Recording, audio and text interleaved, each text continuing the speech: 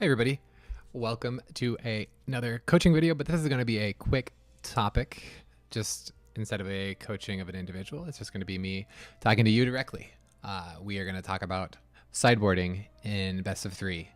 If you are still super interested in playing your Nexus of Fates, this is where you can play them, is in the traditional ranked. And I want to talk about how you should prepare sideboards for different kinds of decks. So we'll get into my favorite best of three deck right now. This is a Sultai deck from Martin Yuza of Channel Fireball. And this is the main deck. It's got, you know, the lands. This has got 4 Thought Erasure, 4 Thief of Sanity. Over any of the Explore package, like the Wild Growth Walker Explore package. Plays 6 elves, things like that. You know, this is it's a pretty straightforward play style of, or your choices aren't necessarily straightforward, but this deck is mid-range. It plays valuable. It plays for value. Once it has control of the board, it means it's already exacted that value, and it's very hard to catch up to what it is doing. Any active planeswalker can run away with the game, and Thief of Sanity also can run away with the game. That's what it's looking to do. So let's look at what the sideboard looks like for a deck like this. Boy, it's kind of hard to, but we don't need to show you the deck at the same time as the sideboard, so 3 Duress, a Disdainful Stroke, 3 Negate, a Cast on, Moment of Craving, Cry of the Carnarium, Crushing Canopy, and where do you go? So every card in this deck, or every card in a sideboard, should hopefully be able to come again against 2 or more decks in the metagame and have some sort of use at every point in that game when you draw it, or it needs to absolutely dominate one meta deck, and that deck needs to be a very high part of the meta game. So a sideboard card that absolutely crushes Nexus of Fate, being Unmoored Ego, also can come in against decks with Hydroid Krasis, right? Where that allows you know, this is a Hydroid Krasis deck, to get ahead in value. It also allows them to get ahead in value. And if you just remove that opportunity for them, even though you are going down a card yourself, you're 1 for 0ing yourself. That prevents your opponent from, you know, 4 for 1ing or 5 for 1ing with Hydroid Krasis. Crushing Canopy, very good against mono blue and any deck that has Search for Azcanta and Wilderness Reclamation.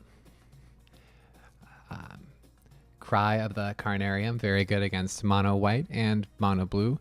And it's also good against the Mardu kind of token style decks. Anything with Gutter Bones, as you just saw in that last match, it's quite good against. Moment of Craving, of course, that's pretty self-explanatory. Cheap removal. Cast down, cheap removal. Negates, same thing. It's good against planeswalkers, but it's like cheap removal, but for non-creature stuff, right? And while it is reactive rather than proactive, like a Duress, if I could play 6 Duress, I would probably play 6 Duress over, well, maybe 5 Duress.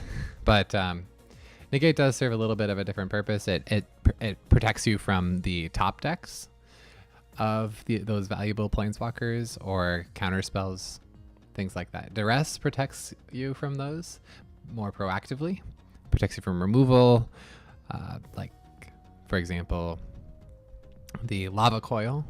This is very, very good against Lava Coil. You know, you can go turn 1 Duress, turn 2 Thought Erasure, turn 3 the Thief of Sanity, and you've Duress has gotten rid of something that your opponent could use to kill your Thief of Sanity. Thought Erasure has gotten rid of something that your opponent could use to gain value over the Thief of Sanity, and that Thief of Sanity is just going to keep getting value and value and value. That's a great scenario to be in.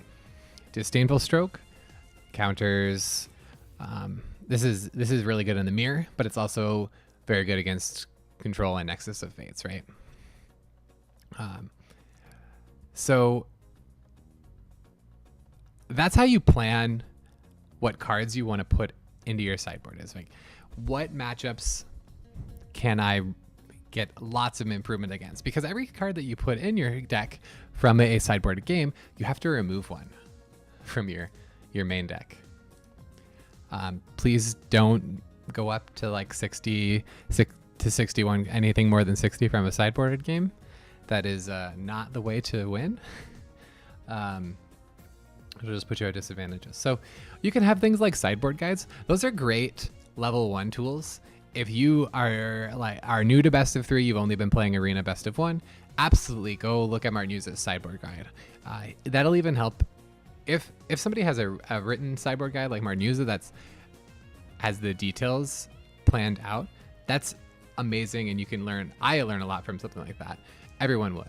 But if it's just a take out these two, put in these two, and no explanation, then that's still going to help you at level 0, level 1. And it's still a way to ask that person interesting questions if I'm talking to that person. So you need to know your plan for bringing in cards and taking out cards, because if you have too many cards in your sideboard that you don't have cards in your main deck to replace them with, then you can use that sideboard space for other matchups. This deck has expensive cards that if they get countered from the low to the ground aggro decks are miserable, right? Or are just so slow that they're not good against low to the ground aggro decks. So we have enough of those with these, at least these 5, the Elder Sterborn, Vivian Root, and Vraska. Finality obviously is a little slow, but can be the clearing the entire board, and that is enough of an impact at 6 mana, because that is the kind of impact that can win you the game. Something that only removes one thing is way too slow. So we know that we have at least 5 spots that we of cards that are not good against aggro. We might take out some Thief of Sanities against aggro. We might take out some Incubation Druids. So we've got room for almost 10 cards, and that's exciting. That gives us a lot of flexibility against aggro, and that's why so much of the sideboard you see is devoted to those aggressive strategies with cards that are also good against control, right? Against control, we don't want to have as many mana dorks, so that's what we're going to cut down on. But these highly impactful cards will keep. If Vraska doesn't have any good targets like a Search for Azcanta or opposing Thief of Sanities, then we'll take it out as well. But if they don't have very many creatures, we'll take out cast downs, and that gives us that flexibility. So we see we've got like 6 or 9 like very flexible slots against control.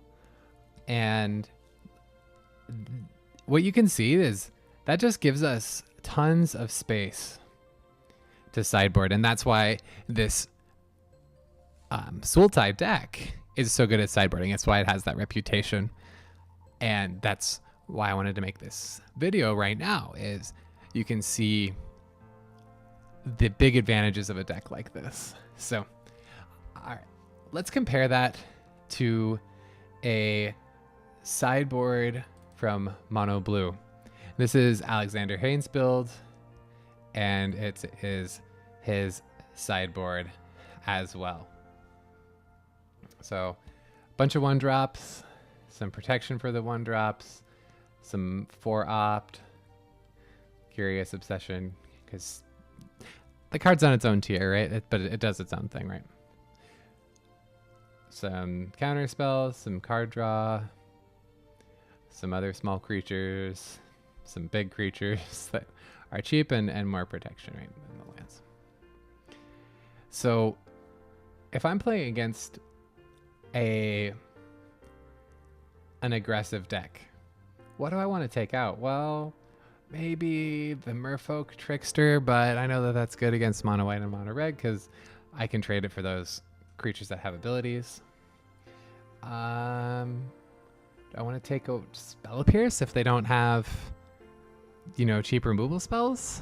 well, most of the decks in standard have cheap removal spells. I maybe want to trim one. Spell Pierce, Mistcloaked Herald. I can take that out. You know, it's not blocking ever, and it's not very impactful of a creature, so yeah, I could take that out. Surgemare is always going to be blocking against aggressive decks. I could take Blink of an Eye out. So I've got 2 things I'm excited to take out. I might trim a Tempest Vision, but the 4-bet is so big, I don't really want to. So maybe a Chart of Course. I've got 3 spots against aggressive that I'm excited to take out. And then what about against control? Well, it's the same thing, really, right? Like you do want Chart of Course, right? That's great against control. Maybe the spell pierce system. No, they've got like planeswalkers and sweepers. I really need spell pierces. Okay, well, they don't play creatures. We can take 3 Essence Capture out. That's fine. Like they're only playing Niv Mizzet or Chromium. I can't counter those creatures anyway. Take the 3 Essence Capture out and the 1 Mistcloaked Herald. All right, we got 4 spots. Take the Surgemare. All right, we got like 6 spots. All right, 6 spots against control. All right, what do we got in the sideboard? Well, we got a Search for Conta. Great against control. Can take us for answers. Deep Freezes. Is that what we want against Niv Mizzet? Yeah, it's okay. Exclusion Mages. Maybe. Entrancing Melody. No, we don't want that against control. We don't want Exclusion Mage. Those are too slow. We got 3 negates. So you can see the space in this sideboard for oh, this is pre-sideboarded. There would be 2 more Surgemare in this sideboard. So against control, we've got only 3 good cards, maybe, or sorry, 4 good cards, right? Which is fine, right? But that's just, it's not as flexible as the Sultai deck, which you'd expect with a 1-color versus 3-color. Right? This is a demonstration of how sideboards in 1-color decks tend to be weaker, right? And we've got, let's say we're playing against Iroh. Okay, we've got Fairy Duelist, we've got Exclusion Mage. For playing against Sultai, we've got the Entrancing Melodies, got Deep Freezes, Exclusion Mages. You know, we might take out Mistcloaked Herald and maybe take out Spell Pierces if their removal is more creature based or something like that. But you could just see that this sideboard, it's much less flexible, and it would never have 4 of a card unless that card was just a real color hoser or something like that, like a Surgemare could be a 4 of, because it's so good against mono red. But all right, see if we've got one more sideboard. No, that does not have a sideboard. Does red have a sideboard?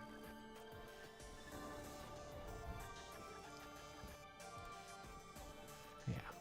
This is a mono red sideboard. This is the start of it. And you can see how awful this is, right? You've got answers to big creatures, but you have to take out burn to play them. And that's not really where you want to be. And you've got Treasure Map to try and get some value. Banefire, because games against control might go long. And when you've got things like Risk Factor and Light up the stage, then you'll probably have extra lands to make uncounterable Banefires. But you can definitely see, like, what are the cards that you want to take out? Like maybe Shocks against control you want to take out. But that's about it. Maybe Chain Whirlers against control.